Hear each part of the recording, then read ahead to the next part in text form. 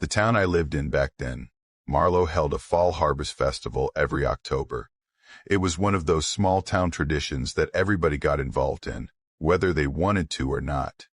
I'd helped out the last few years, usually cleanup duty or early morning setup, nothing complicated. That year, the town coordinator, a guy named Donnie, asked if I'd cover overnight security. I was working part-time at Parker's Hardware, so I guess I had that competent adult aura or something close to it. The pay wasn't much, but I wasn't exactly overwhelmed with better options, so I said sure. The festival was set up at the main community park. Food trucks lined the paved path, booths and tents filled the grassy field, and down by the creek, they'd built a little hay bale maze and petting zoo. One vendor brought in handmade furniture, another sold vintage knives, and the woodworking club had a whole setup of carved toys, stuff too valuable to leave sitting out. So each night, the town rented a big portable storage pod to lock it all up in. The rest went in the utility shed down by the water, the one the maintenance crew used during summer rec programs. I was supposed to check the locks on both spots, keep an eye on things, and call the sheriff's office if anything got out of hand. Donnie made it sound like my biggest worry would be high schoolers trying to sneak in for late-night dares. Friday night was exactly what I expected. I brought a thermos of coffee, a folding chair, and the flashlight I usually kept in my truck. The town gave me a two-way radio, and another guy, Reed, was stationed on the far end of the park near the hayride trail. He worked maintenance for the parks department, so he knew the area better than me. They let him have one of those little utility golf carts, the kind with a flatbed on the back. He did hourly check-ins over the radio, and we agreed to do walkthroughs every couple of hours. Around midnight, I heard raccoons scrapping by the dumpsters, but that was it. Just wind, rustling leaves, and the occasional creak from a tent flap shifting in the breeze. Saturday night was different. The festival shut down around 10. By 11, the last food truck had pulled out, and the final stragglers had cleared the lot. Reed and I did a loop together, checked the tent flaps, secured the pod, made sure no one had passed out behind the apple cider booth, and then we split up. He headed toward the hay maze, I took the vendor aisle. Most of the lights had been turned off by then, but the town had strung bulb lights across the main row, which cast just enough glow to make you feel less alone. I'd just double-checked the locks on the storage pod when Reed came through the radio. His voice sounded weird, tight, clipped, like he was holding his breath. He said, "Hey, come quick." The back of the petting zoo's ripped open. I asked if it looked like vandalism. He paused and said, "No, not cut. Shredded." By the time I got over there, he was standing with his flashlight pointed at the ground. The rear corner of the fence was torn apart. The wire wasn't snipped. It was bent outward, warped like something had grabbed it and pulled. A couple wooden posts were snapped clean at the base. Reed didn't look at me when he said it, just kept staring down at the torn fence. One of the goats is gone. There wasn't blood. That's the part I keep going over in my head. No blood. Just this odd drag pattern through the soft dirt, across the gravel, and into the leaves. The tracks went straight toward the tree line, past the edge of the park, down toward where the old maintenance access trail used to be. I told Reed we needed to call the sheriff's office. He shook his head, said if it turned out to be a coyote or some loose dog, we'd look ridiculous. The sheriff already thought Reed was dramatic. There'd been some incident the year before with a possum in the tennis courts, and he didn't want to give the guy another excuse to laugh us off. We argued, quietly but sharp. I said this wasn't normal. He said maybe the goat panicked and squeezed through. I pointed out the drag trail again. Then, finally, we agreed to follow the trail just a bit. If we saw anything too weird, we'd call it in. We walked in silence, just our flashlights and the wet crunch of leaves. The smell was stronger the further in we went, damp wood, rotting leaves, something like mildew. About 20 yards in, the drag marks faded, but we kept going. Maybe 3 minutes later, my flashlight caught something. It was the goat, sort of. The front half was there, still, like it had frozen mid-movement. Its front legs were tucked under, eyes dull. The rest, hindquarters, tail, half its spine, was just gone. Not torn, Not chewed. Just missing. It looked like something had dropped it from a height. The way it landed didn't make sense. Reed whispered, "Do you hear that?" At first I didn't. Then I did. This ticking sound. Faint, but close. Like claws tapping bark. High up. We both aimed our lights into the trees. Nothing. Then the sound came again, this time behind us. Then silence. We didn't talk. We didn't talk. We just started walking back. Fast, then faster. About halfway to the park, my radio made a noise static, then Reed's voice. Only it didn't sound right. It was slurred, warped, like his mouth wasn't moving the way it should. He said, "It's not. Don't stop. Just don't." Then the line went dead. I stopped walking, turned around. Reed was gone. I spun in a full circle, scanning the trail with my light. Nothing. I shouted for him. No answer. Then snap. Close behind me, like a thick branch cracking under weight. I ran. I didn't look. Just ran until the path curved and I saw the faint glow of the vendor tents through the trees. When I reached the open field, it was dead quiet. Too quiet. No frogs. No wind. I tried Reed's radio again. Nothing. Called his cell. Straight to voicemail. I thought about hiding in the storage pod, but I didn't have the key.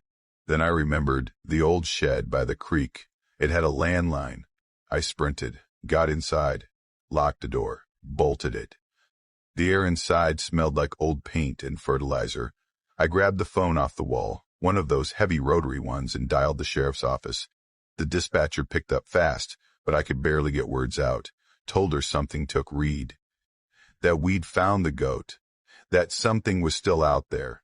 She kept asking me to slow down, to repeat myself. That's when something hit the side of the shed, hard, metal on metal. Then footsteps, fast, circling the building. I dropped the phone and backed away from the door. There was a window high on the wall above the tool rack. Narrow, dusty. I climbed onto the workbench and peeked through it. I saw Reed. He was standing just beyond the edge of the shed light. Not moving. Arms at his sides, head tilted. I almost opened the window. Almost called out. Then he stepped forward. His face didn't look right. Too flat. The skin was there, but it didn't match the shape underneath. His mouth sat too low on his jaw. His movements were slow, wrong, like he was guessing what a person should do. He didn't blink, didn't breathe. He just stood there, like he was waiting for me to come out. Then he turned and walked back into the trees. Deputies showed up about 15 minutes later. I met them by the parking lot and led them to the shed. No Reed, no footprints, no damage to the building. They brought in dogs at sunrise. Search teams, a wildlife specialist. For 2 days they combed the woods. They found what was left of the goat. A shredded piece of Reed's reflective vest caught on the fence. That was it. The sheriff told me it was likely a cougar. That everything else, Reed's voice, the thing I thought I saw, was just stress and adrenaline. He asked if I wanted to make a formal statement. I told him no. I quit the next morning, packed up my stuff, and moved downstate by the end of the week. I'd been planning the trip for a while, 3 nights through a quiet, overlooked section of northern Vermont, mostly a web of old logging trails, forgotten forest roads, and some loose switchbacks hugging the ridges. I didn't want the Appalachian crowds. By late October, that whole area empties out anyway. Most people had packed up their gear for the season and gone home. So I picked this route on purpose. I wanted to go somewhere where no one could find me unless I wanted them to. No texts, no updates, no questions, just space. I think part of me hoped that if I made it through on my own, completely alone, I'd come back clearer. Not better necessarily, but less broken. I started at Silverton Lake, aiming to make a wide loop east through the Lantern Hollow area, then curl back west and reconnect with the old access road near Lorne Creek.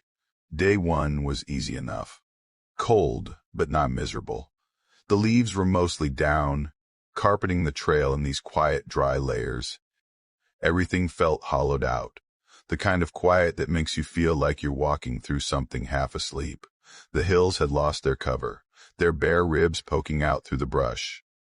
I made camp just past a narrow bend where someone had once tried to build a hunting blind. Two walls still stood, just enough to shield me from the wind. I boiled some water, stirred in a packet of noodles, and flipped through an old paperback I'd brought. Something about a guy running cons in Arizona. I couldn't really focus on the story, but it passed the time. I fell asleep early. The next day I climbed toward Raven Hill. It's not high enough to be a real summit, but there's a busted fire tower up there that gives you a decent view if you're willing to risk the climb. Around mid-morning, I dropped my pack at the base, climbed the ladder, and sat with my thermos of tea. The sky was clear. I should have been able to see for miles, but something was off. At first, I thought it was my glasses, except I wasn't wearing any. I'd had radial keratotomy back in the spring, outdated, sure, but it had worked fine until then. This was different. The edges of everything in the distance were smudged, like someone had taken an eraser to the horizon. Trees lost their outlines. Blazes blurred into the bark. I blinked, rubbed my eyes, took a sip of tea and tried again, still blurred. I blamed the wind, maybe the altitude, maybe dry eyes. I told myself it was temporary and climbed back down. I kept walking. The trail dropped into a valley with these long rows of firs, then turned into a gradual descent toward the old Lantern Hollow Junction. My pace slowed. The farther I went, the more my eyes betrayed me. The blur didn't go away. If anything, it got worse. And not just the vision. The path felt wrong, not haunted, not bad vibes, just wrong in a quiet, practical way. Like things weren't where they should be. Roots crossed the trail where I could have sworn they hadn't before. I saw a flat rock with a rust stain I recognized, but in the wrong direction. A low, crumbling stone wall appeared to the right of the trail, then vanished again after 20 minutes. I kept checking my map, but I couldn't read it well anymore. The lines fuzzed out. Letters looked melted. I tried my phone, hoping maybe I'd get a GPS ping or something, but the glare made the screen unreadable. No bars. I started tying bits of paracord to tree branches. Orange, bright, easy to spot. I tied one every 30 minutes. Just in case. That afternoon, the light dimmed faster than I expected. I'd lost track of how far I'd come. My knees ached, and my hands had started to stiffen. I made camp earlier than planned. No fire, just a cold dinner of jerky and a protein bar. I zipped up my bag and pulled the tarp low over the top. I woke up around 2 in the morning. Something was walking past the tent. Not through the leaves. Past them. A single step. Then nothing. Then another. Then nothing again. Slow. 2 feet. 2 feet. I didn't move. I've been camping most of my life. I know what a deer sounds like. I know the difference between 4 legs and 2. This wasn't a raccoon. This wasn't a bear. It walked like a person, heavy enough to break the silence but soft enough to be intentional. And then it stopped. I don't know how long I waited, listening. Eventually, everything went quiet again. No more steps. No snapping twigs. No wind. Just that kind of silence that rings in your ears if you stay in it too long. In the morning, I got up and checked the area. My own tracks were easy to find, deep from the weight of the pack, angled slightly from how I walk, but nothing else. No double prints. No scuffs. Not even disturbed leaves. I packed faster than usual. I couldn't see well, but I figured if I kept moving downhill, I'd eventually hit the old snowmobile trail near Barlow Creek. Maybe 3 hours max. I told myself that, over and over. But the trail didn't behave. Markers were missing. Or I couldn't find them. I tied another piece of cord. Then another. I kept checking trees, scanning for signs I'd passed before. And then, just before noon, I found one of my cords already tied to a tree I hadn't seen before. Same color. Same knot, same frayed end. But this tree was different. A red birch with bark peeling like paper streamers. I stood there and stared at it for way too long. I knew I hadn't looped back. I was sure I hadn't. That's when my chest started to tighten. I moved faster. Tripped once. Got up. Tripped again. I stopped worrying about the trail, just tried to head down, didn't even care where it led. I wanted asphalt, noise, anything that didn't smell like moss and cold. But the forest kept going, like it had folded over itself. The ridges didn't drop. The light didn't change. I kept waiting for a break in the trees, a view, something to anchor me. Nothing came. By late afternoon, my hands were basically useless. I couldn't feel my fingertips. My left boot had soaked through. I pulled the tarp over a little hollow and crawled into the bag again. My legs cramped up. My face stung. I kept my eyes shut to stop thinking about how much worse the blurring had gotten. Sometime after midnight, I felt pressure on the tarp. A single point. Dead center. Like something was resting its palm on the top. I didn't move. It wasn't the wind. It didn't shift or flutter. It just pressed down. I could feel the weight of it through the fabric. Then it slid slowly down the slope of the tarp, stopping near my hip. I didn't breathe, didn't twitch. It stayed there for maybe a minute. Then it lifted, smooth and quiet.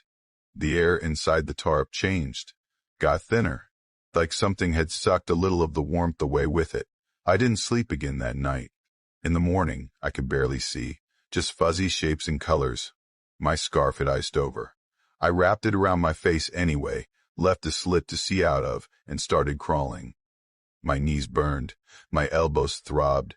I kept my head low and moved in short bursts. Downhill. Always downhill. Eventually, I reached a stand of pine trees that looked different enough to matter. I collapsed in the middle of them. I must have passed out.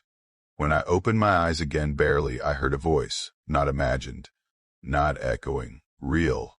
"Hey, you okay, man?" It was a hunter. Maybe 60, blaze orange vest, rifle slung at his side. He ran toward me, knelt. I couldn't make out his face. He said, "Holy hell. You're half frozen. How long you been out here?"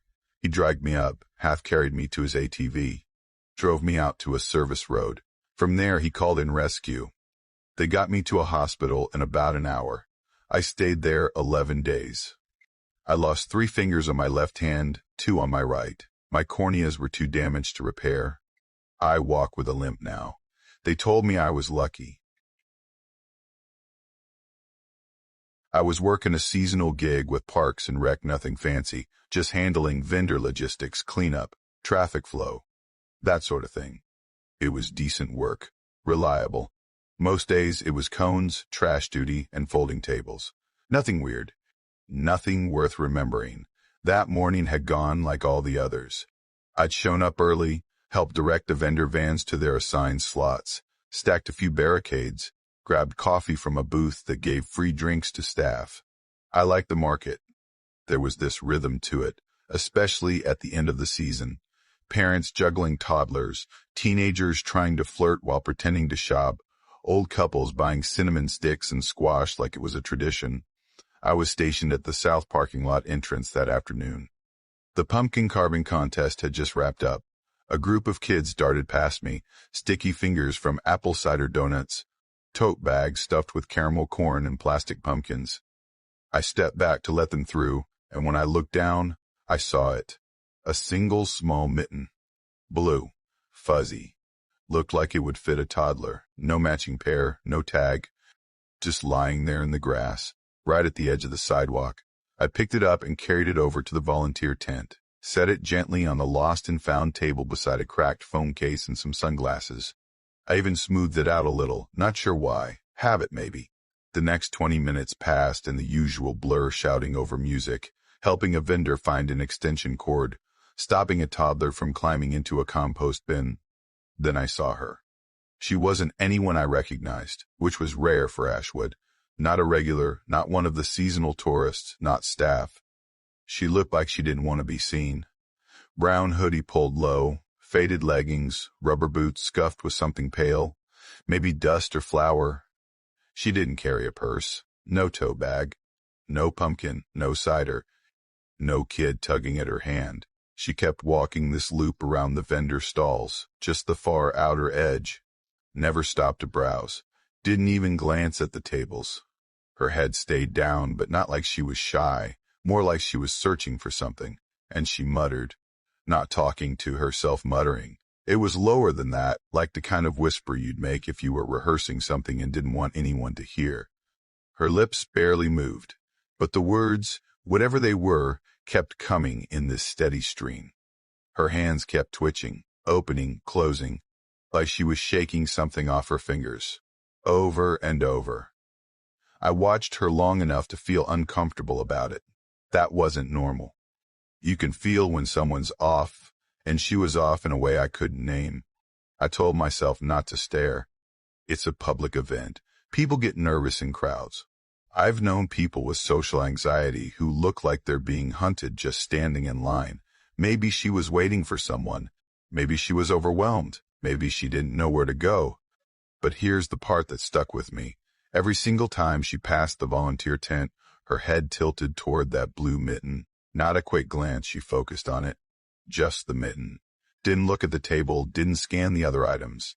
Just stared at that small, lonely glove like it meant something. She never touched it, never reached out. But every time she passed, the muttering got louder. That's when I went over and asked if she needed help. I stepped into her path gently, hands relaxed, voice low. "Hey, you looking for something?" She didn't look at me, just kept pacing, like I wasn't there. I stepped back and let her pass. At that point, I probably should have told a supervisor, but nothing had technically happened, and the last thing I wanted was to make a scene if it turned out she was just dealing with something personal. About 5 minutes later, the pie contest ended. The crowd got thick, families cheering, kids running around, a bluegrass trio setting up under the gazebo. I turned to help an older couple find the bus pickup point, and by the time I looked back, the woman was gone. I figured she'd left. Then someone started shouting. It came from the north edge of the market, past the vendor rows and picnic tables, near the fire pit where the land sloped into an old dry creek bed. I heard people yelling, a kind of panicked rustle, and I jogged over, weaving through the crowd. When I got there, maybe a dozen people were clustered near the edge of the drop. Some were pointing, others were frozen, like they didn't know what to do. Down in the creek bed, a man was lying on his side, blood along his temple. His eyes were closed, middle-aged, flannel jacket, jeans. Standing just above him, at the very top of the slope, was the woman. She wasn't moving. Someone said she'd shoved him. Someone else swore he slipped. A few people claimed they heard a scream but couldn't tell who it came from. No one had the same story. Someone called for EMTs. I kept glancing between the man and the woman. Then someone touched my shoulder and asked if I could help guide the ambulance to the right gate. I turned to do it, maybe 20 seconds tops. When I looked back, she was gone. Vanished. Not walking away, not blending into the crowd. Just gone. I searched for her. I circled the creek bed, checked behind every food truck and porta potty, walked through the parking lot twice. No sign of her. No footprints on the soft edge of the slope. No one else saw her leave. I went back to the volunteer tent, half expecting the mitten to be gone. It was still there. Everything after that felt wrong. The mood shifted. People left early. Vendors packed up without the usual back and forth.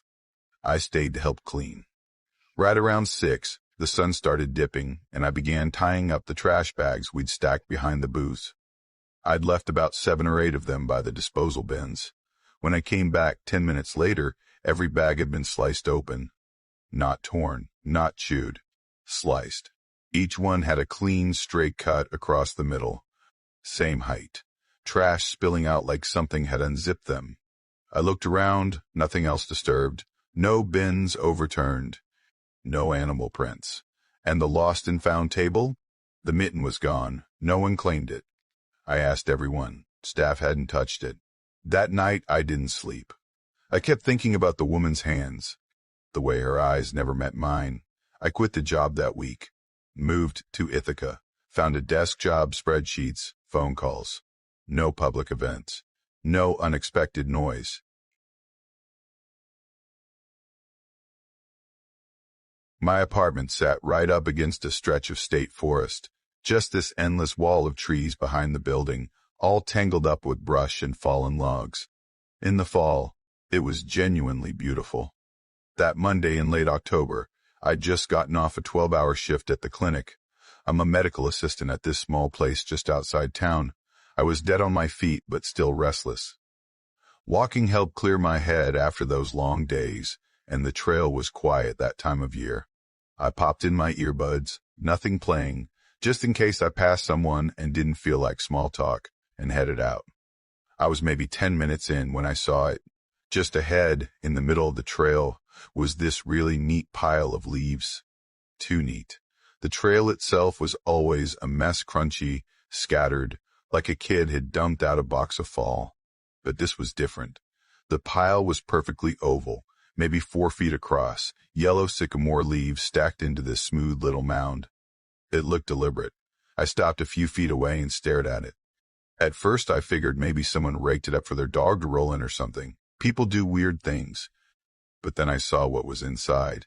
Tucked right in the center was a black zip tie. New looking. Clean. No packaging. No litter anywhere around it. I didn't touch it. Just stood there a moment, then gave it a wide berth and kept walking. Tried to forget it. 2 nights later, I went back. I don't know why. I guess part of me wanted to prove it was just some random, harmless thing. Same trail, same time. I was maybe half a mile in when I saw the pile again. Same spot, same shape. But the zip tie was gone. This time there was a tiny sock, pale pink, like a baby would wear. Just one, clean as anything, tucked just under the edge of the leaves. I froze. It didn't look dirty. Didn't look dropped. It looked placed.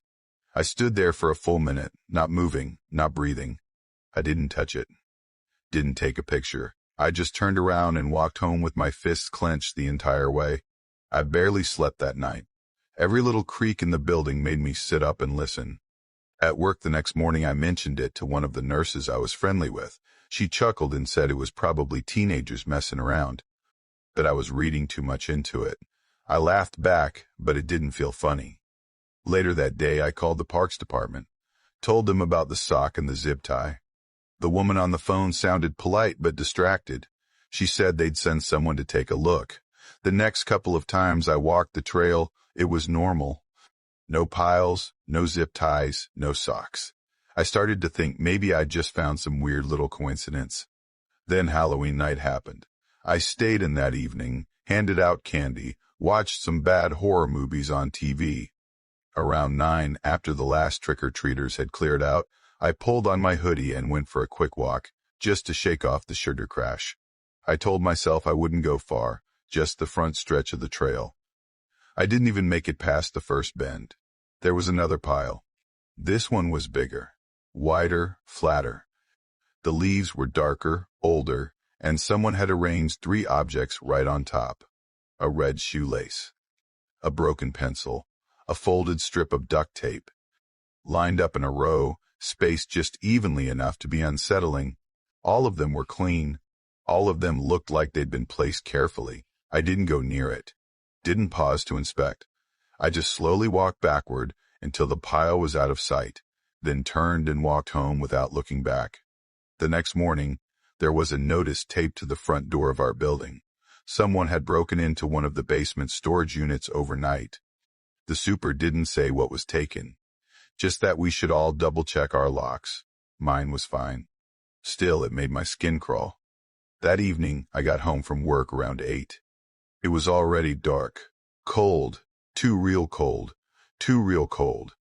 I was climbing the stairs to my second-floor apartment when I spotted something wedged between the slats of the wooden railing. A zip tie. Black, small, clipped shut. It wasn't holding anything. It was just there. I didn't touch it. I stood there for a while, staring at it, holding my key so tightly my fingers went red. Then I went inside and locked the door. That night was rough.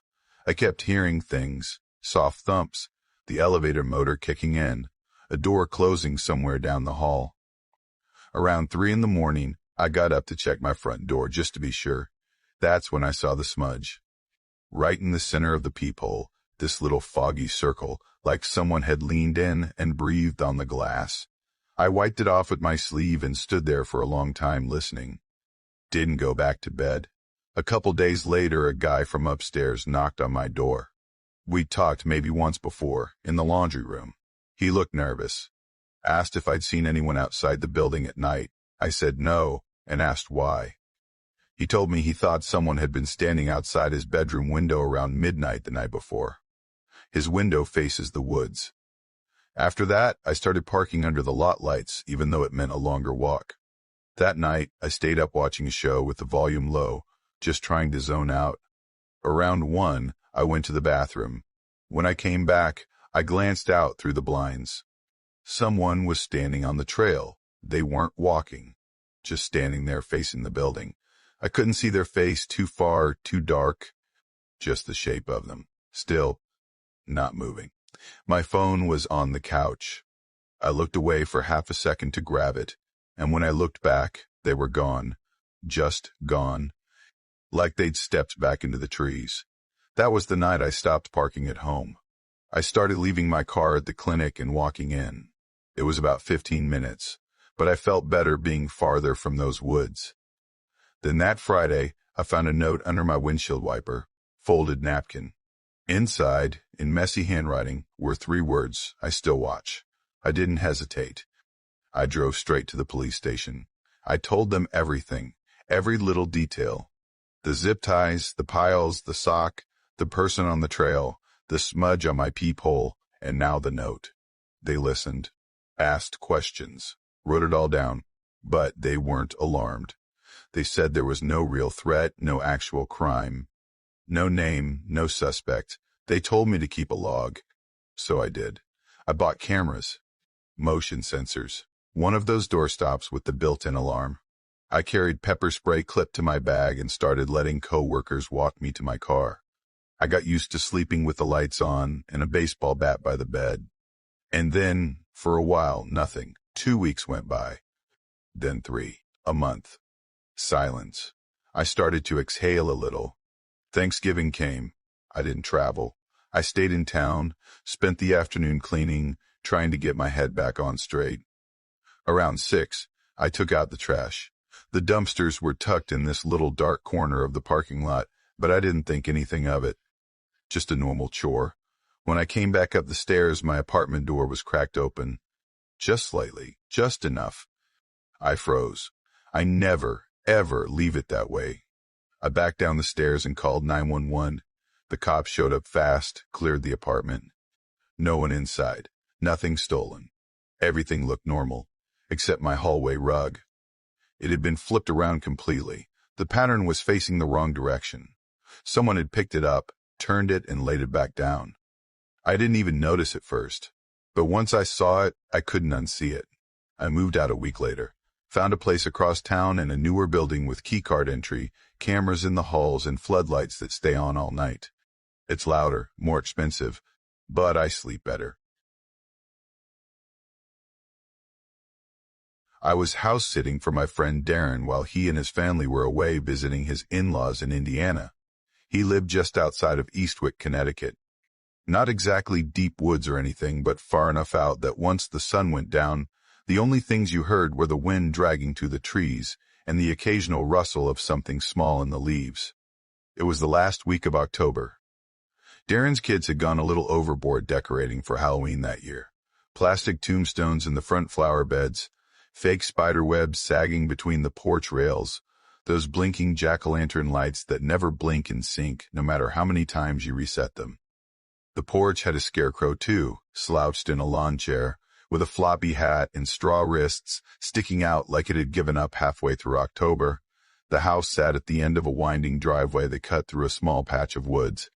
The trees bent over it like they were closing in. Most of the leaves had already dropped, except for this one stubborn maple near the front steps.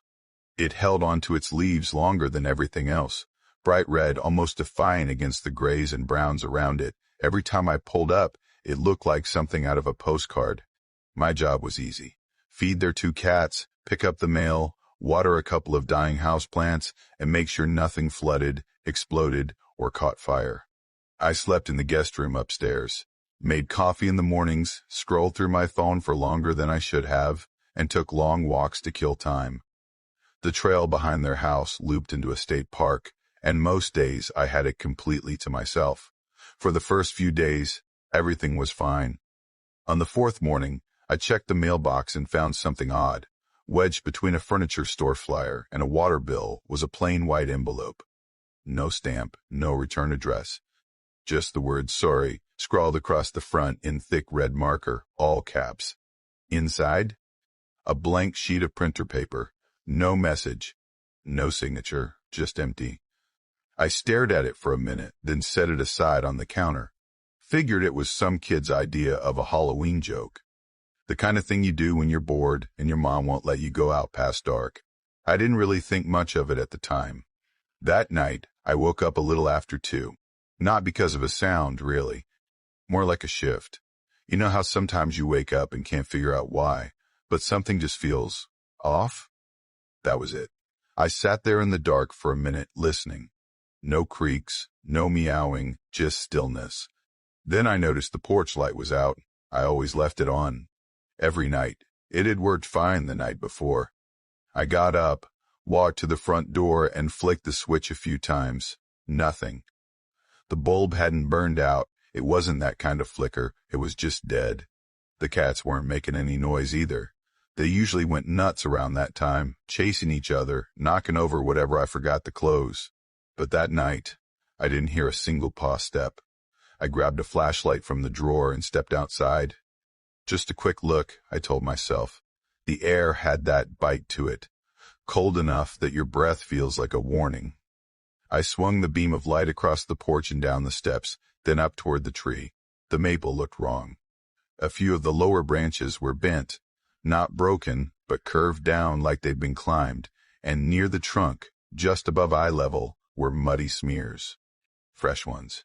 They streaked across the bark like someone had dragged a boot across it while pulling themselves up. I stood there longer than I probably should have, staring at the marks, trying to figure out a rational explanation.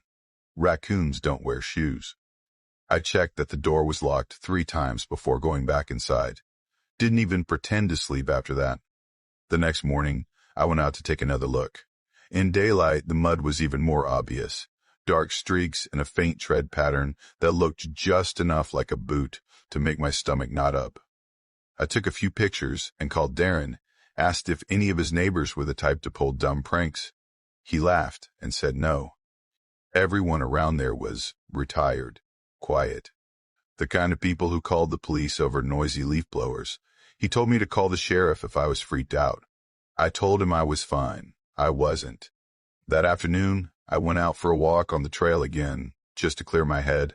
Took my time, didn't rush. When I got back, there was a second envelope. This one was under the doormat. Same red marker. It said, "I thought you said yes." Same thing inside blank paper. I stood there with it in my hand for way too long. I hadn't spoken to anyone that day. Hadn't made a phone call. Hadn't even opened a window. I hadn't posted online, hadn't answered texts. I hadn't said anything. That night, I didn't even pretend to go to bed. I turned on every light in the house, double-checked every lock, and sat at the kitchen table with the flashlight and the biggest knife I could find. Not dramatic, just the one that felt solid in my hand. I kept glancing out the window at that tree. The branches still looked bent. Hours passed. Midnight. 1. 2. I started to think maybe I was imagining it all. Then, a little after 3:30, I heard it. Footsteps. Outside. Slow, heavy steps through dry leaves. Crunch. Like someone was walking on purpose but didn't want to be heard. I turned off the lights and crouched by the window. My heart was pounding in that annoying way where you can hear it in your ears. I peeled back the curtain just an inch. There was someone standing by the tree, not moving, just standing, facing the house. They were tall, at least 6 feet, wearing something dark.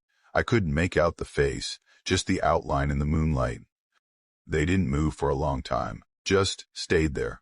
I picked up my phone and called the sheriff's office. It rang once, then went to voicemail. Tried again. Same thing. The figure didn't move. Then, slowly, they raised one arm and pointed at the house. That was it. I was done.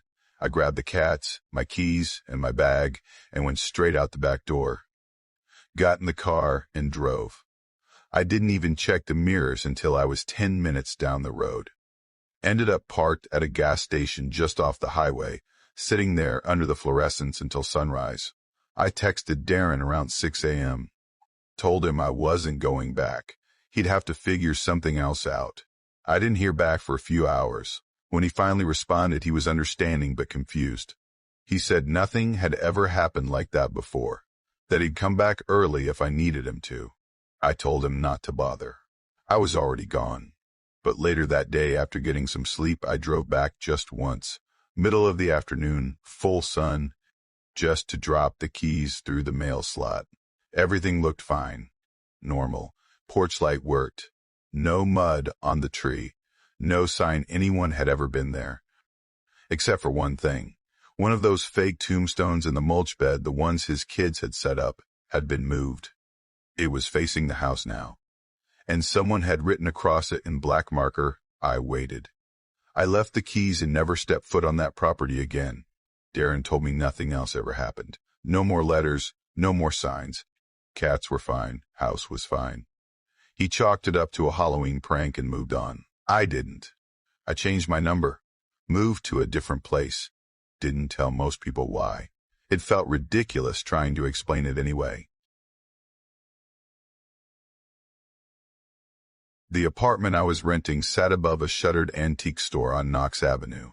The shop had been closed for years, belonged to an older couple who passed away a few months apart, and their son, who lived somewhere out west, never came back to deal with it. The storefront still looked full, like someone had just forgotten to open for the day. Faded dolls, rusted scissors, cracked glass ashtrays, all arranged in dusty windows. Some of it was sun-bleached beyond recognition. The door downstairs stuck when the wind blew just right, and the whole building creaked if the temperature dropped too fast. But the apartment itself was decent. Cozy, cheap, and walking distance from everything I needed. By October, I'd found a rhythm. Work during the day, dinner with Bea, my roommate, on Monday and Thursday nights, groceries on Sunday afternoons. I liked my routines. I liked the quiet. It made me feel like I had a little control over things. That fall, the leaves changed fast. I swear, it was like someone flipped a switch. One morning, the trees were all still clinging to summer. By the end of that week, the entire town looked like the cover of a nature calendar. Bright oranges and reds blanketed the sidewalks. You couldn't walk half a block without hearing the crunch underfoot. People actually smiled more. Parents let their kids play a little longer outside after school. It felt gentle, in a way. But then the rain came, and everything turned slippery. The leaves stuck to the pavement like wet paper, covered every surface. People couldn't see where the curb ended and the street began. There were accidents, minor ones mostly, a few bruises, a dislocated shoulder. One guy fell outside the laundromat and knocked out 2 teeth. We had to put up printed signs at the library's entrance that said "Caution, WS" in all caps. In all caps. We taped them to the glass, but people walked right past without noticing. Or they'd glance, nod, and still end up sliding 2 steps later. The Monday it happened was a strange day, muggy in a way that didn't belong to October. I remember being annoyed at how my shirt clung to my back while shelving. I'd worn a light jacket that morning and regretted it before noon. The whole day felt sluggish, like the air was thicker than usual. Bea had texted me in the afternoon to ask what time I'd be home. Mondays were her dinner nights. She liked cooking elaborate stuff to unwind after work. I told her I'd be back by 8. But then, of course, someone came in at the last minute. This guy, mid to late 50s, I think, walks in at 7:45 with a folder full of papers and asks if someone can help him scan them. He wasn't rude or lost or anything, just slow. Moved like he had to think about every single thing before he did it, and I didn't feel right rushing him. So I helped. It was after 8:30 by the time he finished. I locked up, turned off the lights, texted Bea that I'd be late, and stepped out into the drizzle. She sent back a thumbs up and a blurry photo of pasta simmering on the stove.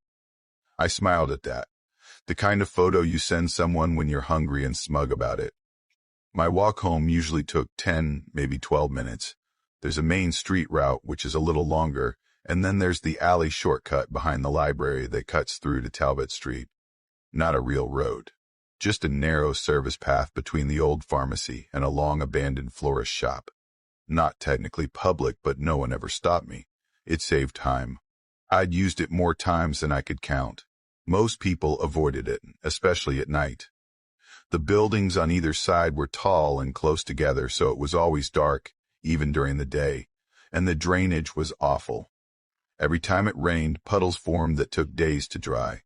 But I knew where to step. I'd gotten good at spotting the safe patches. That night, I stepped into the alley like I always did. The ground was wet, the leaves dark and mashed flat. I walked slow, more out of routine than caution. My boots slid a little, but nothing serious. Then, out of nowhere, I went down. It was fast. No warning. One moment I was walking, the next I was flat on the ground. My left leg folded under me, my elbow smacked hard against the wall, and a flash of pain tore through my knee. I gritted my teeth, tried to sit up. But the second I moved, this sharp, tearing sensation exploded behind my kneecap. I stopped, leaned against the brick wall, breathing through my teeth, waited to see if it would settle. It didn't. I touched my knee and felt something shift under my fingers. Something that wasn't supposed to move. My whole leg shook. I reached into my coat pocket, pulled out my phone. The screen lit up, then flickered, then died. Just black. I held the button down. Nothing. Maybe the rain had gotten into it. I cursed quietly, mostly at myself. I looked toward the end of the alley. I wasn't far from the exit, maybe 20 feet. I considered crawling the rest of the way, but every time I tried to shift my weight, the pain flared again. Hot and deep, like something inside was tearing more with each movement. So I waited. I could see cars passing by on Talbot, their headlights washing across the mouth of the alley. I tried calling out. First softly, then louder. No one heard me. Then I heard footsteps. Coming from behind me, from the direction I'd come. Not fast, just steady, measured, like someone taking a stroll. Relief hit me for a second. I turned toward the sound and called out, "Hey!" I fell. "I think I messed up my leg, can you help?" The footsteps didn't stop, didn't change speed. A figure came into view. Tall, wearing a long, hooded coat, hands in their pockets. The hood cast a shadow over their face. I tried again. "Do you have a phone? Mine's dead." Still nothing. They kept walking, right up to me, then stopped, just stood there. I could barely make out their face.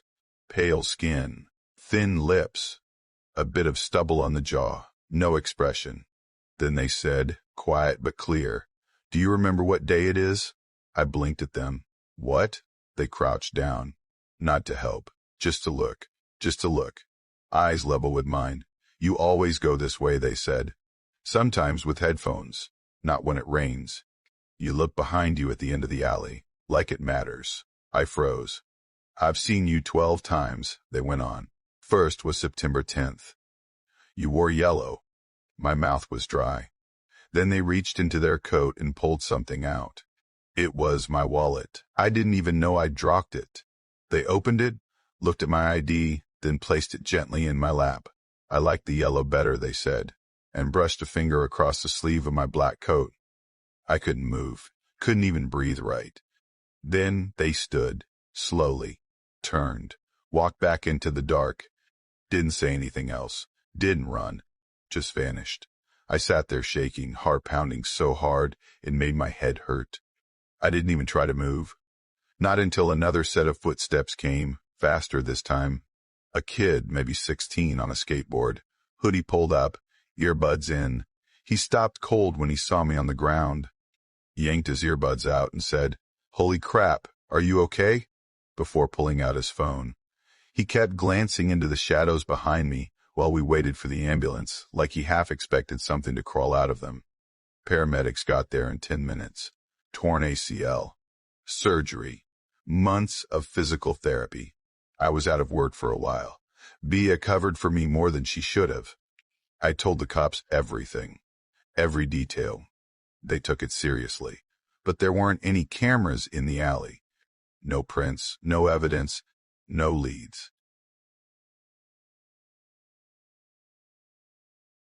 My cousin Danny let me use her cabin out in northern Vermont for the fall. I just quit a brutal overnight job at a fulfillment center in Boston, 12-hour shifts, 5 nights a week, under buzzing lights with a headset yelling order numbers in my ear. The cabin felt like a lifeline.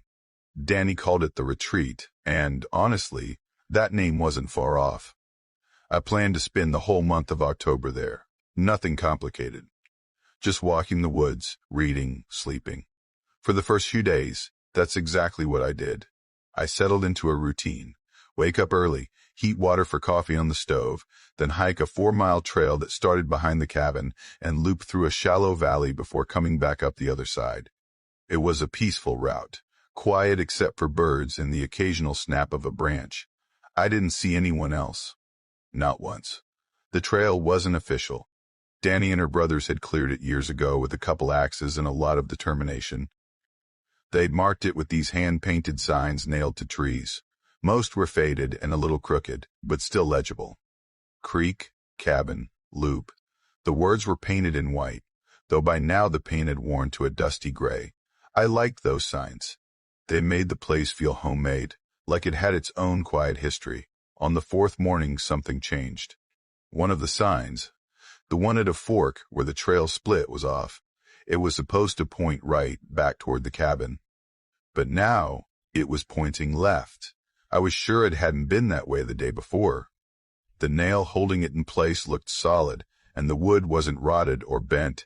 It didn't look like it had fallen or been knocked loose. It looked intentional. I stood there for a minute, then shrugged it off. Probably a strong gust of wind, or maybe a deer had brushed against it. That happens, right? I turned right, the way I knew, and made it back without a problem. The next day, I checked again. Still turned.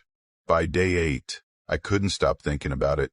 Every time I passed the fork, that sign seemed to lean a little more deliberately left. Eventually, I caved. Curiosity is a weird thing. It starts small, then itches at the back of your mind until you finally give in. I followed where it pointed. The new path was tighter, more overgrown. I had to duck under branches and step around brambles that tugged at my sleeves. But there was a path, faint but real. Something or someone had been through there before. Maybe it was an old hunting trail. Danny had mentioned there were old logging routes crisscrossing the woods from back when the land was managed for timber. About 15 minutes in, the trail opened into a small clearing. The ground was uneven and scattered with sticks and bark. Right in the center, there was this crude little structure. Looked like someone had leaned branches together to make a shelter, or maybe it had collapsed years ago and no one ever bothered to clear it. The ground underneath was darker than the rest, and even though it hadn't rained in a couple days, the soil looked damp, almost black. There was a smell, too. Faint, but wrong. Sweet, a little sour, like fruit that had gone soft in a paper bag. I didn't stay long.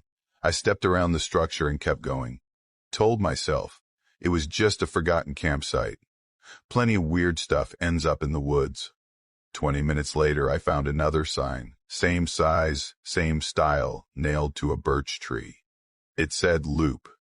Only this one didn't look faded. The paint was fresh, still glossy in some spots. The arrow pointed straight ahead.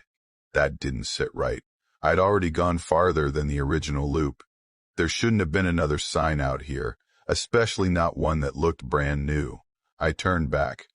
As I retraced my steps, something felt different. The trees seemed closer together. The path that had taken me 15 minutes in now seemed to fold in on itself. It only took 5 to get back to the clearing. The stick shelter looked untouched, still damp underneath. That smell still lingered in the air. Back at the original fork, the sign was gone. Completely. Just the nail sticking out of the tree. Nothing else. I walked straight back to the cabin. Locked the door behind me. That night, I couldn't settle. Every creak of the roof made my skin crawl. At one point, I stepped outside to breathe. The woods were pitch black and unnervingly still. No breeze, no crickets, no night birds. Just a wall of dark trees. The next morning I drove into town, bought some groceries, and picked up a trail camera from the hardware store. Just one of those basic battery-powered models with a motion sensor. I mounted it on a tree near the fork, angled right where the sign had been turned. Nothing the first 2 nights. On the third morning, I checked the SD card. One trigger, 4:28 a.m. The picture was dark, grainy, but clear enough. There was a figure tall, barefoot, hard to make out if they were shirtless or just wearing dark clothes. They were moving left to right across the frame, fast but controlled. Their head was tilted low, like they were ducking out of view. They didn't stop. Just walked out of frame and vanished into the trees. The weirdest part, there was no earlier frame of them entering the shot. Just that one moment, as if they'd materialized mid-step. That night was worse. Every sound in the cabin felt too loud. The wood in the stove shifting, the soft plunk of water from the faucet, even the wind brushing the windows made me freeze. Around midnight, I heard a knock. One single knock, soft on the porch railing. I didn't move, just sat there in the dark, not even breathing. I waited until the generator kicked on around 2 and filled the room with its low hum. When the sun came up, I checked outside.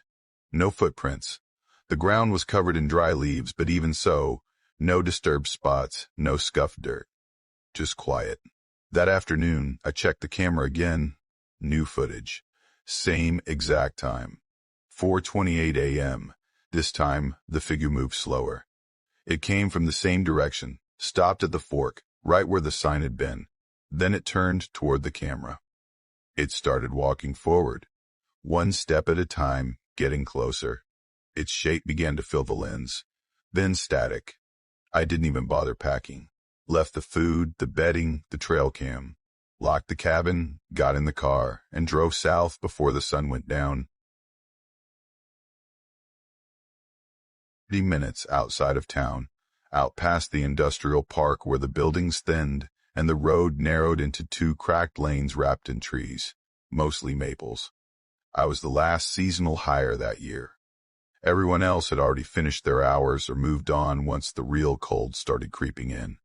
But I'd asked to stay longer, needed the paycheck, and Hal, the groundskeeper, liked having the help. Hal was one of those guys who looked like he'd been carved out of stone and then left in the sun too long. Gruff voice, big hands, always in the same faded flannel. He walked with a limp, pretty bad one. Something to do with a job injury from way back in the 70s. He never went into detail, and I never pushed. But it meant he couldn't handle stairs or uneven ground anymore, so he stuck to the central and newer plots. I handled the older sections. That morning he handed me a key ring and said, "East Mausoleum's due. Just sweep it out, tighten anything loose, check the locks." The East Mausoleum sat near the back wall, past a cracked footpath and behind a row of overgrown hedges. 5 crypts inside. A rusted iron gate that stuck if you didn't lift it just right. Stone roof with this heavy sag in the middle, like the whole place was sighing. It didn't have electricity. No lights, no heater, nothing. Just a few stained glass windows that had long since faded into dull streaks of color. The moment I stepped inside, I felt the difference. Colder than outside. Not in a dramatic way, just a still, hollow cold, like the air hadn't moved in years. It smelled like dry dust and concrete. Not musty or moldy, just dry. The way an old garage smells if no one's opened it in a decade. There were no bodies out in the open, obviously. These were sealed wall vaults, plaques, and brass nameplates. Some older than others. I'd seen plenty of them by then. You stop thinking about names too hard once you've done this kind of work for a while. I was about halfway through sweeping when I noticed something that didn't sit right. One of the brass nameplates had been removed and set on the floor, not dropped. Not lying in an angle or scratched up. It was placed, perfectly flat, centered, and the screws, 4 of them, were arranged beside it in a line, each one pointing the same direction. I stood there for a second just staring at it, because that's not something you see. Screws don't fall out in clean lines. And even if someone had unscrewed the thing, why would they set it down like that? I pulled out the maintenance sheet Hal had printed off. That vault was marked as permanently sealed. No scheduled work, no recent family visits, nothing. I looked around. No sign anyone else had been in there. The dust was even all across the floor except for where my boot prints had tracked through. No new footprints. So I reattached the plate, tightened the screws back in, swept around it carefully, and moved on. The next day, I unlocked the gate and found the exact same thing. Same plate, same position, same 4 screws, neatly lined up. This time, I stood there a little longer. Looked for signs, scuff marks, smudges, footprints, anything. But the dust hadn't been disturbed. It looked like no one had stepped inside except me. I thought maybe Hal was messing with me. Not his usual style, but still. I asked him about it when I saw him at lunch. He raised an eyebrow and shook his head. "I don't go near that wing," he said. "Hasn't been a burial in there since '93. That night, I kept running it over in my head. Maybe a bird or a rat had gotten in, but how would they move a metal plate without scratching it? And the screws, that part stuck with me. The care in the arrangement. It didn't feel like mischief. It felt intentional. By the 3rd day, I brought my phone. Took a photo after I reattached the plate. Not because I needed proof, just so I could double-check myself. I did my rounds, came back about an hour later. Plate was on the floor again, screws lined up. But this time, the name had changed. I still have the photo on my old phone. When I first took it, the name on the brass read Marion F. Toller, a name like any other. But when I found it the second time, it said something else. It said, "Lost Child." Just those 2 words. Same lettering, same brass, same position. That was the night I stopped sleeping. I lay in bed staring at the ceiling, going back through every second I'd spent in that mausoleum, trying to remember if I'd heard anything, felt anything. I didn't want to go back, but something about it felt like leaving a door open. Like if I didn't finish it, it wouldn't leave me alone. So the next morning, I unlocked the gate one more time. The plate was already on the ground again. But something had changed. The screws weren't in a line. They were standing upright. Each one was sunk straight into the floor, point down, balanced so perfectly it looked staged.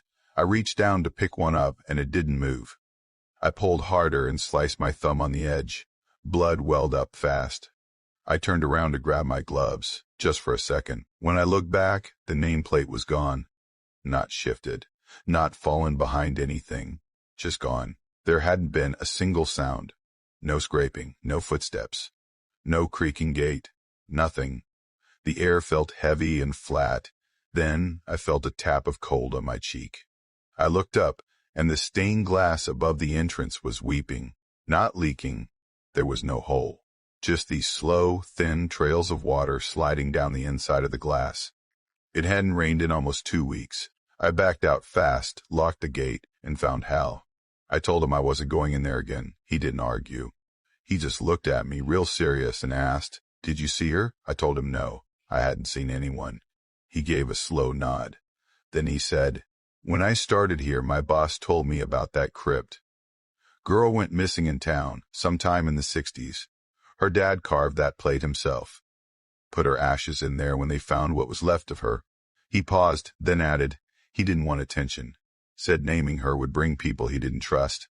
So he wrote "Lost Child." Then, 2 years later, he hung himself in their garage. I didn't go back. Took odd jobs the rest of the season. Tried to convince myself it was stress, maybe burnout. I was 29 when I took a weekend job from the Denton Township to clear out leaves from an old property they were trying to fix up. It was a ranger's house, a small place tucked between the edge of town and a trail system that had been closed off for years. The ranger had passed the previous spring, and no one had touched the house since. It was the kind of job they gave to people like me, casual work, under-the-table pay. I'd done a few things for the town before. The guy at the counter handed me a waiver, pointed to the address, and said the key would be taped behind the mailbox. I signed, picked up a steel rake, and tossed my thermos into the passenger seat of my car. That was it. No formal walkthrough, no real directions, just clean up the yard. I pulled up late that morning. The driveway was cracked and half buried under leaves. The mailbox leaned to one side like it wanted to give up, and sure enough, the key was taped to the back, just like they said. The house wasn't much. One story, mostly wooden siding, with faded green shutters and a porch that slouched toward the ground, the kind of place that felt tired. The front door stuck a little when I opened it, but I wasn't planning to go inside anyway. My job was outside. The leaves were everywhere. Some spots were light, others thick enough to cover my boots. Mostly maple, from the way they looked. The tree still had a few left up top, swaying in the breeze. It was chilly, not freezing, but enough that I could see my breath if I stopped moving. I started raking in the back. The yard sloped gently toward a wooded area that marked the beginning of the old trail. It was quiet, no nearby houses, no traffic. Just me, the scrape of the rake, and the occasional squirrel darting along the fence line. After an hour or two, I stopped noticing the time. The kind of work where your brain goes quiet and your hands just keep moving. That changed when I reached this one low spot along the back fence. At first, I thought it was just a patch of softer earth, maybe a garden bed that had been left to die off. But the leaves there weren't behaving like the rest. I'd rake them away, turn around to get another patch, and when I looked back, they'd be there again, not scattered, layered, like I hadn't touched them. I remember standing there holding the rake, just watching the leaves fall. Most of them came in at angles, flipping, skipping, but near that patch, they dropped straight down, like something was drawing them. I walked over and gave the ground a nudge with my boot. It gave a little, like there was something hollow underneath. I crouched down, brushed away the top layer, and noticed something under the soil, a wooden edge, not a log or root. It had clean lines. I grabbed a stick and jabbed down. About a foot in, it thunked against something hard. I started digging with my hands, pushing the soil aside. More of the wood showed. It wasn't debris, it was a square. Smooth surface, faint notches on one side, and flush with the ground like it had been sealed that way on purpose. A hatch, but no handle, no hinges I could see, just a square outline, clean and silent. I knocked on it. Hollow. I should have left it. I knew that. But curiosity does weird things when you're alone and no one's watching.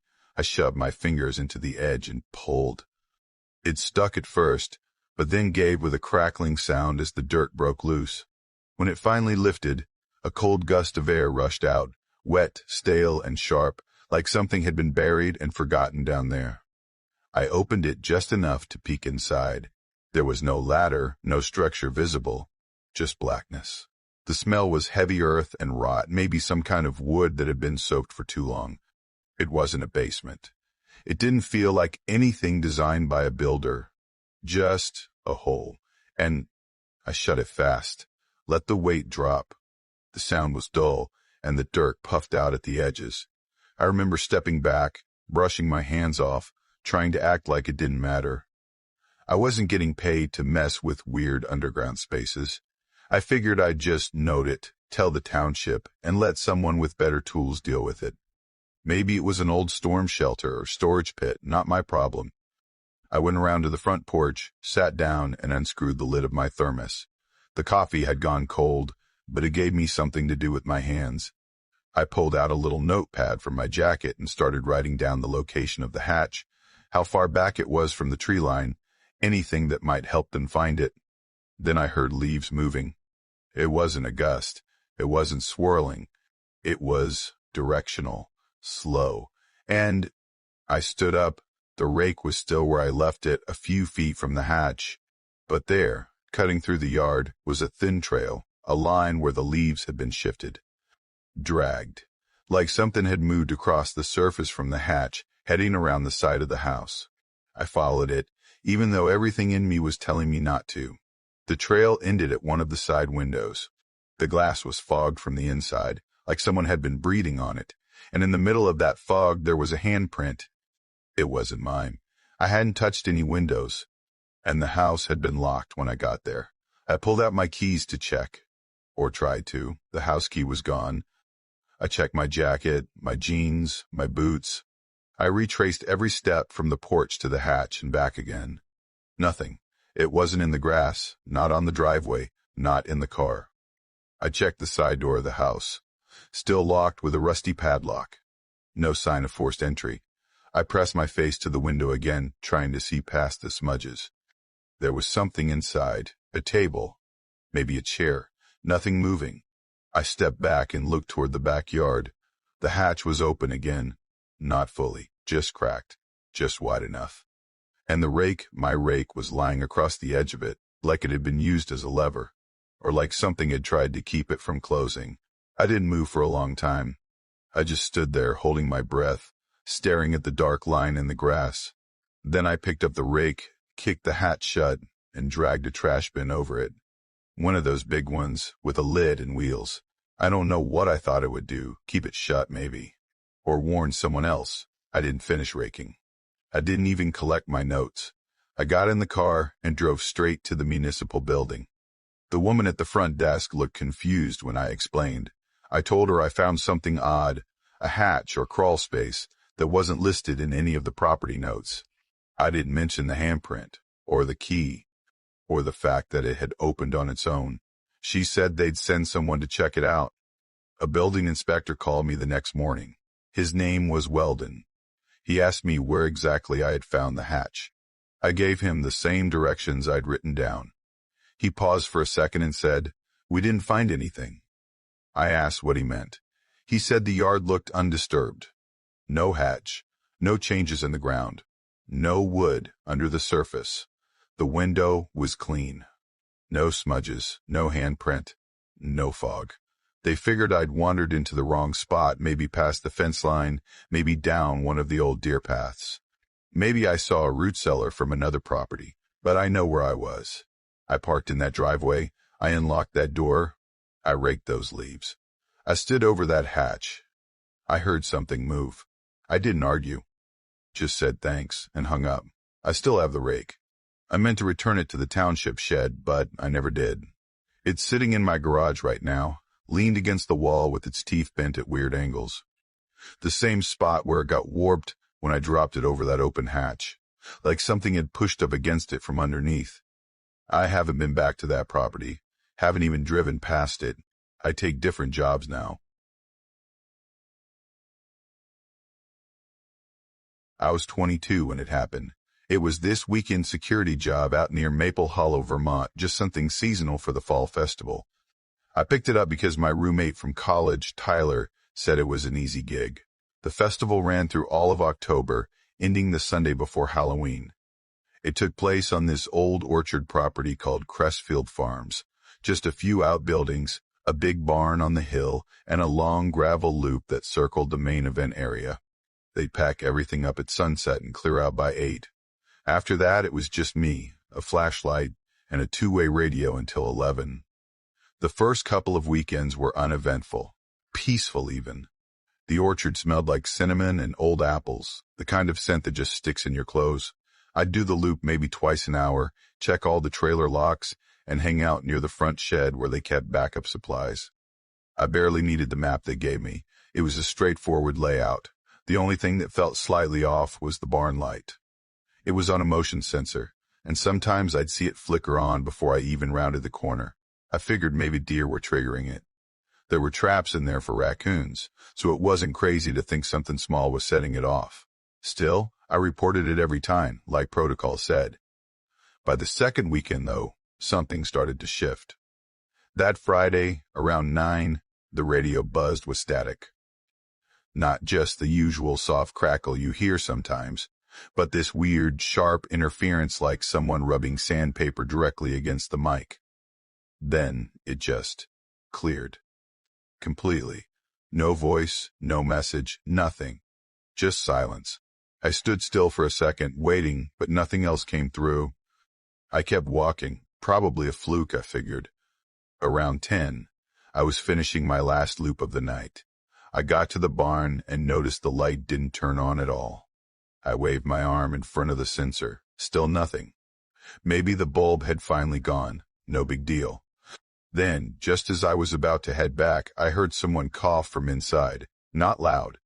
Not dramatic. Just a short, dry cough, close, like someone standing a few feet away. I stopped, waited, didn't hear anything else. So I unlocked the barn door, stepped inside, and did a full sweep with the flashlight. Nothing. Everything was in place, tools hanging neatly, feed sacks stacked in the back, no footprints in the dust. I called out once. Hello? No answer. As I turned to leave, I heard it again. Another cough. Closer. I whipped around and scanned the interior again. Still nothing. But then I noticed this faint scraping noise coming from behind the back wall. Slow, dragging like something heavy sliding across the floor. The thing is, the back wall was solid wood slats. There was no door back there, no opening. Just an exterior wall made of old, nailed-together planks. I walked up to it and knocked. Felt solid. But then I spotted something strange. One of the boards, over on the far left side, looked different. Lighter. Cleaner. Like it hadn't aged like the rest. It was nailed and slightly off-kilter. I tried radioing in again. Barn activity, possible intrusion. Requesting check-in. Static. Then silence. I left the barn and walked the loop again, a little quicker this time. When I reached the front shed, where they stored tools and gas for the hayride tractors, I saw the padlock was hanging open. That one hit me harder than the cough. We were told specifically to lock it before sundown and not open it again till morning. Inside were rakes, fencing wire, gas cans. Someone had definitely been inside. I relocked it and just stood there for a second, listening. Nothing. I walked back up to the barn and stayed put until 11, then left without doing the final loop. The next morning, I told Russ, the guy who ran day logistics, everything, barn sounds, the shed being unlocked, the radio issues. He didn't react much. Just gave this slow nod and said, I'll check it out, like it was a routine thing. Saturday night, it got worse. The barn light was already on when I arrived, which was weird because it was barely dusk. I hadn't even started my first loop. I walked up to it right away. Front door was locked. Nothing seemed out of place. But around the side of the barn, something in the dirt caught my eye. 3 shallow tracks. Long, narrow scoops in the soil, like someone had dragged a stick or maybe a pole. They started near the edge of the woods and went straight to the barn wall. No footprints, no tire marks.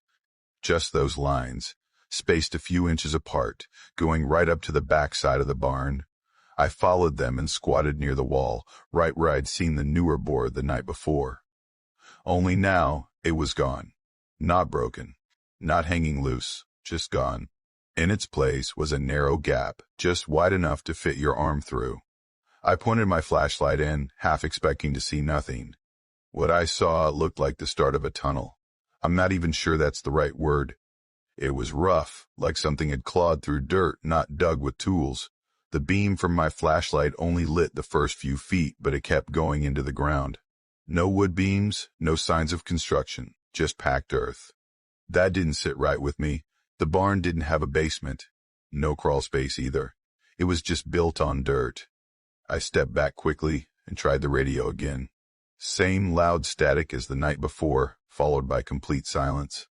I circled the property twice more, and every time I passed the barn, the light went off just before I got close, then popped back on as soon as I passed it. Like it knew. By 10:30, I gave up on walking. I stood 50 feet away from the barn, flashlight ready, and just watched. Nothing moved for a long time. Then, something came out. It didn't use a door, didn't break anything. It just slipped through the wood. The only way I can explain it is, it unfolded itself, like a shadow peeling away from a wall. I caught a glimpse of fabric, maybe pale cloth or skin, I'm not sure which, but it darted fast. Straight across the gravel path, into the woods. I didn't follow. I didn't move. I stayed frozen until the clock hit 11, then walked straight to my car and drove off.